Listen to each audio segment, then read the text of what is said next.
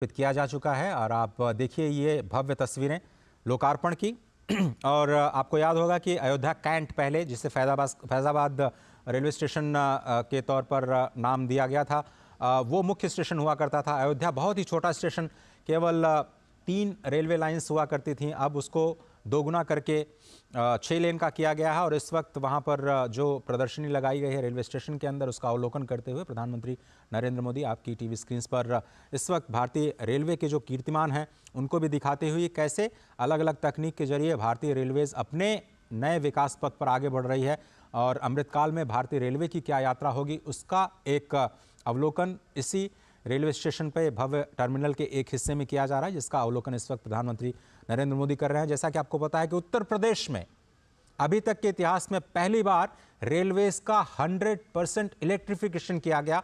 इन सभी कीर्तिमानों की जानकारी प्रधानमंत्री को दी जा रही है और कैसे नए कोचेस का निर्माण किया गया है। आपको याद होगा कि काशी जब भी जाते हैं प्रधानमंत्री नरेंद्र मोदी, DLW जो डीजल लोकोमोटिव वर्कशॉप है वहां पर रुकते हैं। वो एक बहुत ही प्राचीन संस्थान है इंजन निर्माण का, जो कि स्वयं काशी की धरती पर विद्यमान है। रायबरेली का जो कोच फैक्ट्री है उससे भी आप परिचित होंगे, जिसको फिर से रिवाइव करने का प्रयास इस सरकार के दौरान किया गया और वहाँ बड़े पैमाने पर इन्वेस्टमेंट किया गया। रेलवेज का इलेक्ट्रिफिकेशन 100% इलेक्ट्रिफिकेशन किया जा चुका है। चौड़ीकरण का काम भी उत्तर प्रदेश में जो ब्रॉड गेज बनाने का काम है, ब्रॉड गेज के कंप्लीट इलेक्ट्रिफिकेशन का कार्य किया जा चुका है और रेलवे स्टेशन का जो मॉडल है वो देख रहे हैं, क्योंकि पहला चरण जो है वो आज लोकार्पण किया गया। अभी इसके दूसरे चरण में इसको विस्तार दिया जाएगा, 5 गुना विस्तार, क्योंकि उम्मीद ये की जा रही है कि जैसे काशी कॉरिडोर के बनने के बाद, महाकाल कॉरिडोर बनने के बाद वहां पर आने वाले लोगों की, तीर्थयात्रियों की संख्या में, पर्यटकों की संख्या में भारी वृद्धि हुई। 13 करोड़ का आंकड़ा अभी हाल ही में काशी के कॉरिडोर के बनने के बाद आया है। अयोध्या में भी उसी तर्ज पर देश विदेश से पर्यटकों के आने का सिलसिला लगातार बढ़ेगा। उसको संभालने के लिए इस क्षमता का विस्तार किया जाना है। तो दूसरे चरण में इसकी जो क्षमता है रेलवे स्टेशन की, उसको 5 गुना विस्तार देने की जो तैयारी है, उसमें नई रेलवे लाइंस का निर्माण और नई ट्रेन्स के परिचालन की जो व्यवस्था है वो भी की जाएगी। 8 ट्रेन्स का आज लोकार्पण भी किया जाएगा हरी झंडी के जरिए।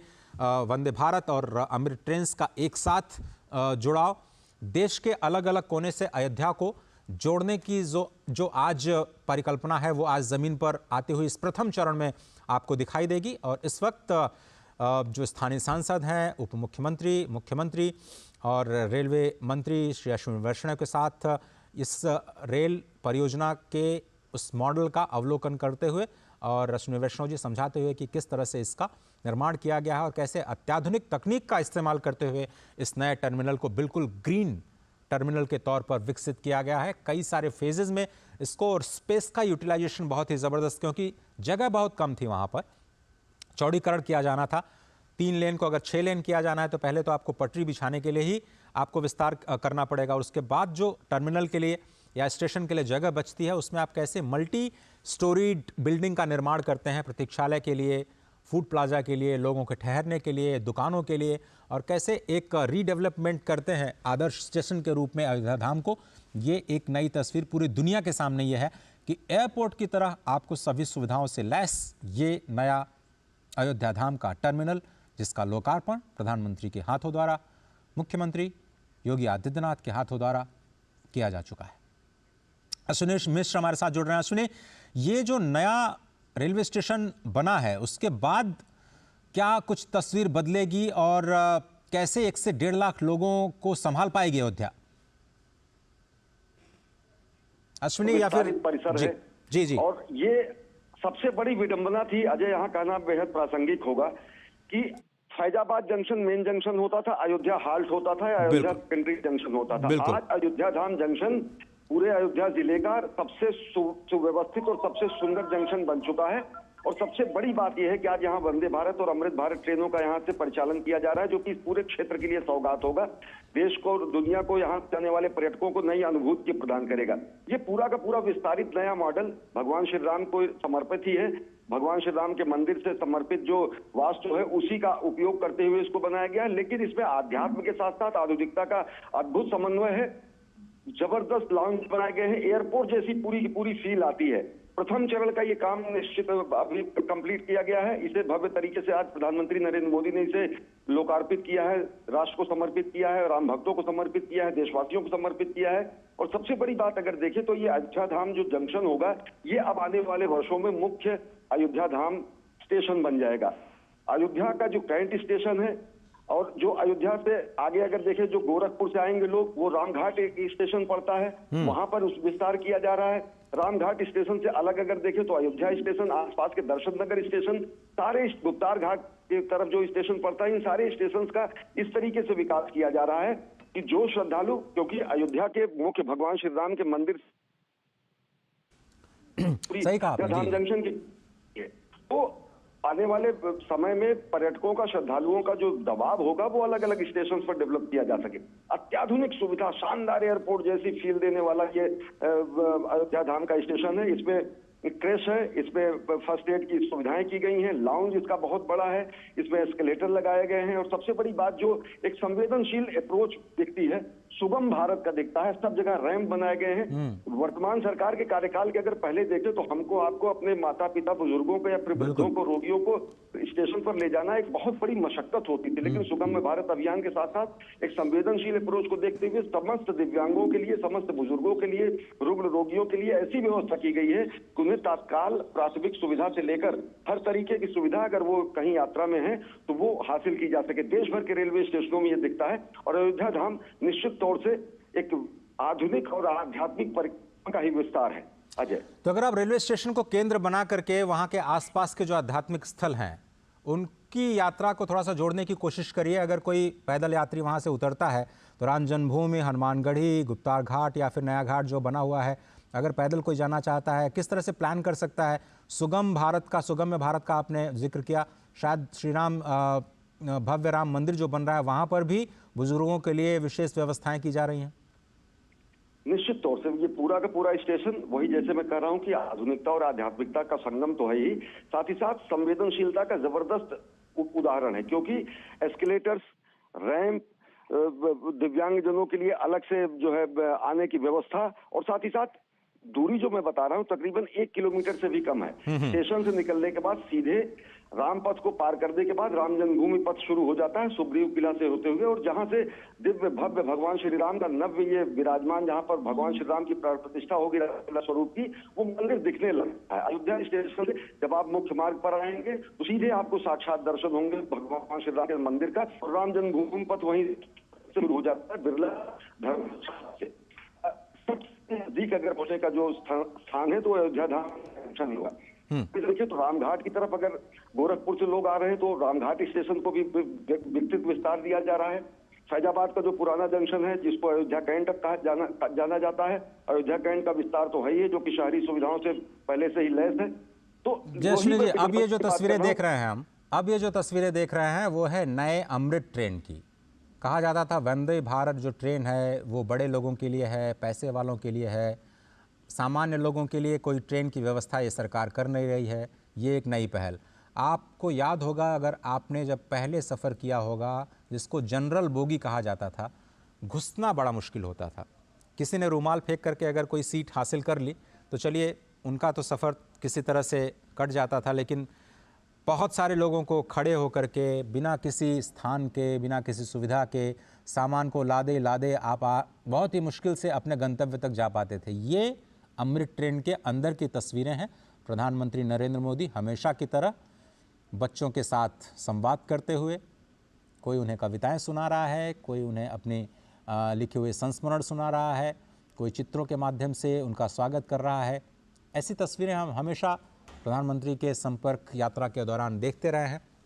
मेट्रो कोचेस में ख़ास तौर पर जब वो सफ़र करते हैं तो ऐसी तस्वीरें हमें दिखाई देती हैं। लेकिन इस वक्त आप देखिए बहुत ही अत्याधुनिक, ये बिल्कुल जनरल वार्ड का जो डिब्बा है उसको कैसे आधुनिक बनाया गया है, कैसे चार्जिंग की व्यवस्था, क्योंकि नए बदलते हुए माहौल में सभी लोग मोबाइल फ़ोन के ज़रिए कनेक्टेड रहना चाहते हैं। हर कोई हर स्टेशन पे देखता है कि इस वक्त मेरी गाड़ी कहाँ पहुँची, मैं कितनी देर बाद अपने घर पहुँच पाऊँगा, रेलवे स्टेशन पे कितनी देर रुक पाऊँगा, वहाँ पर क्या सुविधाएं हैं। तो ये सारी की सारी जो सुविधाएं हैं, चाहे वो पब्लिक अनाउंसमेंट की सुविधा हो या फिर clean neat and clean toilets की सुविधा हो, जो कि नॉर्मल जो यात्री के डिब्बे हैं उसमें कैसे दी जाए और कैसे तकनीक का इस्तेमाल करते हुए इसको भी सुविधाजनक बनाया जाए, उसकी एक कोशिश की जा रही है। अमृत भारत जो ट्रेन नई आज शुभारंभ की जाएगी, 2 अमृत भारत ट्रेन यहाँ से अयोध्या से, जो कि दक्षिण भारत को और ख़ास तौर पर मिथिलांचल को अयोध्या के साथ जोड़ेगी, नई दिल्ली को भी जोड़ेगी। तो उसके साथ साथ जो 6 वंदे भारत ट्रेन हैं उसका भी आज शुभारंभ किया जाएगा, जिनका हॉल्ट अयोध्या धाम को बनाया गया है, स्पष्ट तौर पर इसी बात को ध्यान में रखते हुए कि जब रामलला विराजमान होंगे तो लाखों की संख्या में जो पर्यटक आएंगे उनको समायोजित करने के लिए बहुत सारे साधनों की ज़रूरत होगी। कुछ लोग ट्रेन से, कुछ लोग सड़क परिवहन से, कुछ लोग वायुयान के ज़रिए, कुछ लोग अपनी गाड़ी से, कुछ लोग बसों के ज़रिए, बहुत सारे यात्राओं के ज़रिए, बहुत सारे यात्रा के जो साधन हैं उनका इस्तेमाल करते हुए अयोध्या तक पहुंचना चाहेंगे। साथ ही साथ वाटरवेज का भी निर्माण किया जा रहा है, वहां पर भी जो सुविधाएं हैं, बताया जा रहा है कि वाटर मेट्रो की भी शुरुआत अयोध्या में होने वाली है। तो ये एक इंटीग्रेटेड अप्रोच है पूरे ट्रांसपोर्ट सिस्टम का, और विरासत के साथ कैसे विकास को आप जोड़ते हैं उसकी एक बानगी, उसकी एक झलक आपको दिखाई देगी। राजेश राज, क्या आप मेरे साथ हैं?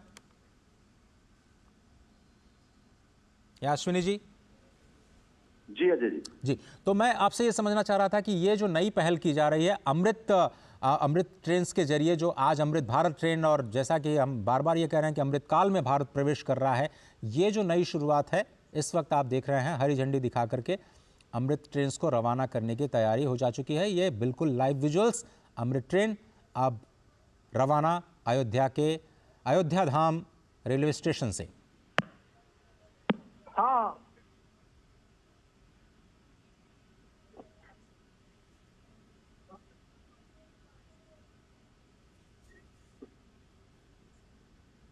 करतल ध्वनियों के बीच मेक इन इंडिया पूरी तरह से भारत में बनी हुई, ये देखिए 6 वंदे भारत ट्रेन्स और 2 अमृत भारत ट्रेन्स, 8 ट्रेन्स का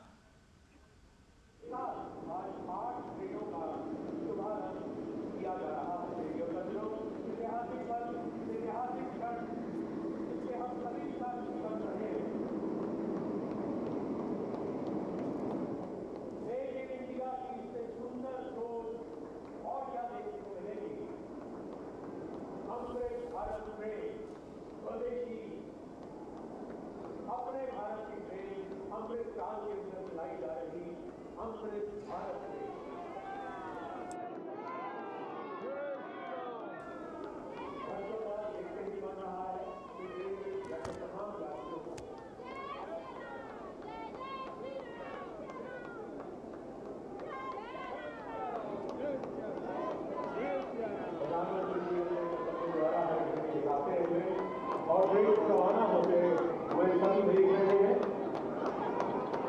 और माननीय प्रधानमंत्री के इस मीटिंग खाते ही देश भर से देखकर 8 ट्रेनें एक साथ शुरू हो रही हैं।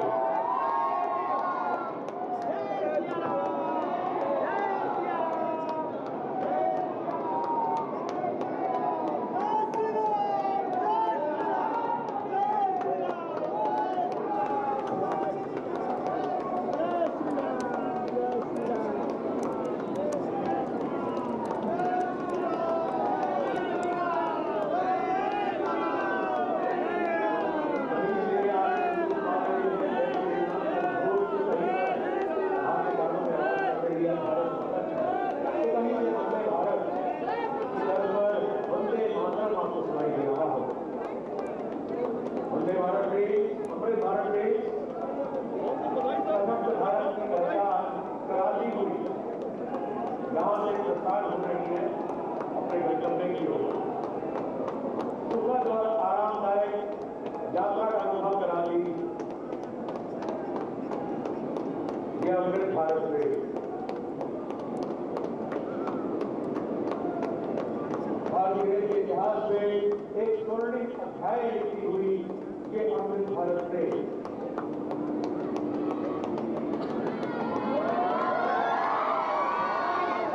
माननीय प्रधानमंत्री जी के उस सपने को, सोच को मेक इन इंडिया के साकार करने की यात्रा शुरुआत हुई ये अमृत भारत ट्रेन।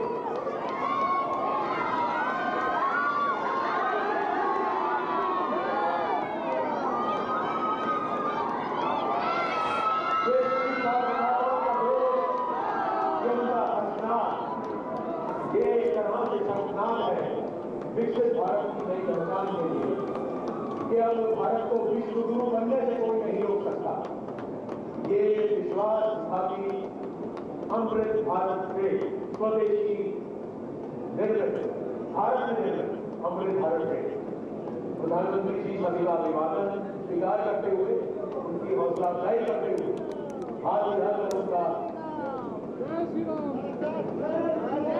अभिवादन करते हुए, ये है हमारे भारत का शीर्ष नेतृत्व जो हर एक सपनों को साकार करने के लिए दिन रात प्रयासरत है।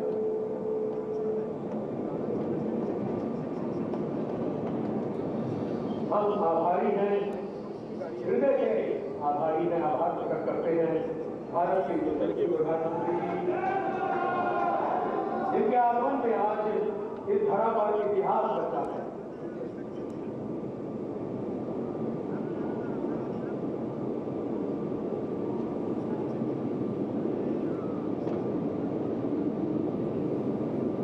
पुनः हम माननीय प्रधानमंत्री जी का आभार प्रकट करते हैं तथा हमारे सभी आप चरणों में धन्यवाद।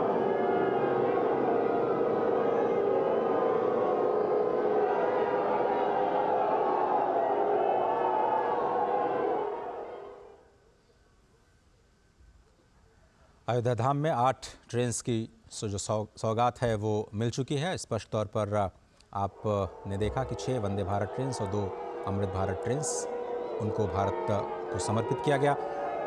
जिन 6 वंदे भारत ट्रेन्स को रवाना किया गया है हरी झंडी दिखा करके, उसमें श्री माता वैष्णो देवी कटरा नई Delhi Vande Bharat express, Amritsar Delhi Vande Bharat express, Coimbatore Bangalore cantt Vande Bharat express, Mangalore Madgaon Vande Bharat express, Jalna Mumbai Vande Bharat express और अयोध्या आनंद विहार टर्मिनल वंदे भारत एक्सप्रेस शामिल है। ये 6 वंदे भारत एक्सप्रेसेस और 2 अमृत ट्रेन्स जिनका अब से थोड़ी देर पहले लोकार्पण किया। राजेश राज हमारे साथ जुड़ रहे हैं। राजेश राज, एक बार फिर से पहले तो आप एयरपोर्ट जो रेलवे टर्मिनल बनाया गया है उसी की खासियत बताइए। कैसे 3 मंजिला इमारत का निर्माण किया गया, कैसी तकनीक का इस्तेमाल किया गया, कौन कौन सी सुविधाएं हैं वहां पर आम यात्रियों के लिए? देखिए, जो एयरपोर्ट पर जो सुविधाएं अजय बहाल की जाती हैं वो तमाम सुविधाएं वहां पर हैं।